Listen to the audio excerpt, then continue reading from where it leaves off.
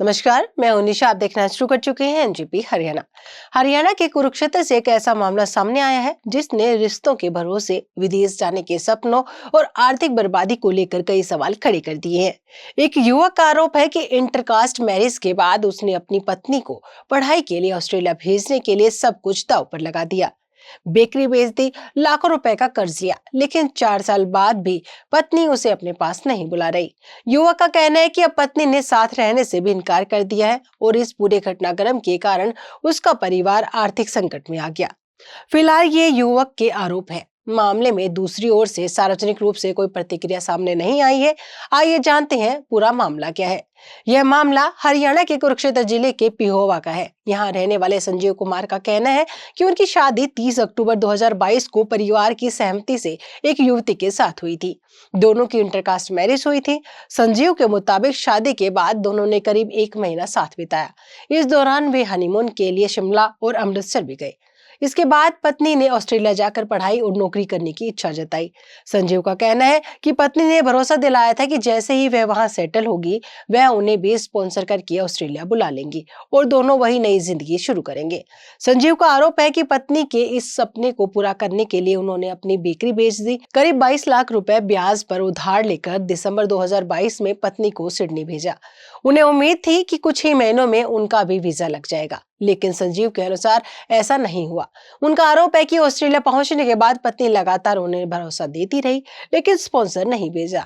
संजीव का दावा है कि बाद में उन्हें पता चला कि ऑस्ट्रेलिया भेजने के लिए तैयार किए गए दस्तावेजों में उनकी पत्नी को अविवाहित दिखाया गया, जबकि दोनों की शादी पहले ही रजिस्टर हो चुकी थी।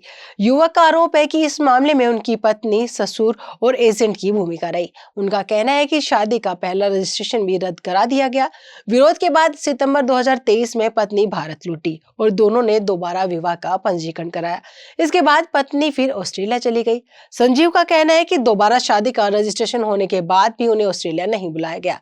इस बीच वीजा प्रक्रिया और अन्य औपचारिकताओं पर उन्हें 8 से 10 लाख रुपए और खर्च हो गए। युवक का आरोप है कि बाद में उनकी पत्नी ने न केवल साथ रहने से इनकार कर दिया, बल्कि उसके और उसके परिवार के मोबाइल नंबर और सोशल मीडिया अकाउंट भी ब्लॉक कर दिए। संजीव का कहना है कि जब उन्होंने ससुराल पक्ष से बात की तो उन्हें जवाब मिला कि उनकी बेटी अब उनकी बात नहीं मानती। संजीव का दावा है कि पत्नी को विदेश भेजने और वीजा प्रक्रिया में कुल मिलाकर करीब 34 लाख रुपए खर्च हो गए। अब उन्हें हर महीने करीब 1.5 लाख रुपए की किस्त और ब्याज चुकाना पड़ रहा है।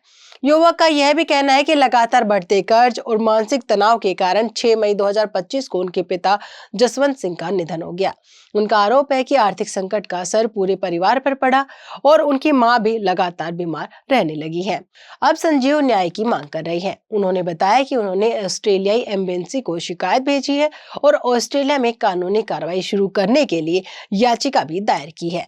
साथ ही वे कुरुक्षेत्र के पुलिस अधीक्षक से मिलने पूरे मामले की शिकायत करने की तैयारी में है। उनकी मांग है कि मामले की निष्पक्ष जांच कर दोषियों के खिलाफ कानूनी कार्रवाई की जाए और उनसे खर्च हुए पैसे वापस दिलाए जाए। यह मामला फिलहाल युवक द्वारा लगाए गए आरोपों पर आधारित है। इन आरोप की स्वतंत्र पुष्टि नहीं हुई है और न ही इस संबंध में पत्नी या उसके परिवार का पक्ष सार्वजनिक रूप से सामने आया है। यदि पुलिस में शिकायत दर्ज होती है या जांच शुरू होती है तो उसके बाद ही पूरे मामले की वास्तविक स्थिति स्पष्ट हो सकेगी।